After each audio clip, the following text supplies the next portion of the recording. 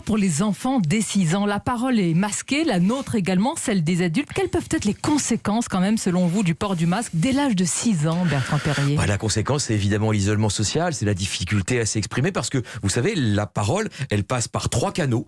Les mots, bien sûr, le message, mais aussi la voix et aussi le corps.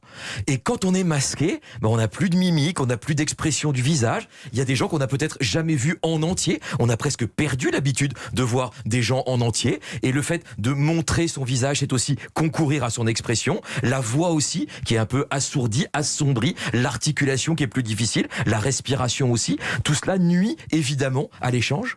À l'échange et à la persuasion, au-delà de la compréhension d'ailleurs. Mais bien sûr, parce qu'encore une fois, cette persuasion, elle est à la fois verbale et non verbale. Et aujourd'hui, c'est vrai qu'on a encore les mots, mais on a moins la voix, et puis on a moins le visage. On le voit non seulement dans les salles de classe, bien sûr, mais aussi dans les entreprises où on est maintenant continué par Zoom ou par visioconférence. Et tout cela rend plus difficile l'échange. Justement, vous en parlez dans votre livre, L'éloquence par Zoom. Qu'est-ce que cela peut donner ? C'est d'abord un paradoxe. Mais pour autant, il faut bien s'y essayer.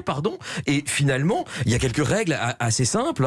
La première règle, évidemment, c'est de faire bref, parce que par visioconférence, c'est encore plus compliqué. Donc, faites bref, terminez bien, parce que lorsque on est en présence de quelqu'un, on sait qu'il a fini, puis on a le regard, on a une proximité physique avec lui. Alors que quand il est loin, parfois on ne sait pas trop s'il a terminé ou pas terminé. Donc, vraiment, terminez bien, et puis faites participer tout le monde. C'est très important quand la personne est là. Physiquement, on ne peut pas l'oublier. Mais lorsqu'elle est loin, on peut l'oublier derrière un écran. Voilà les bons conseils de Bertrand Perrier. Je rappelle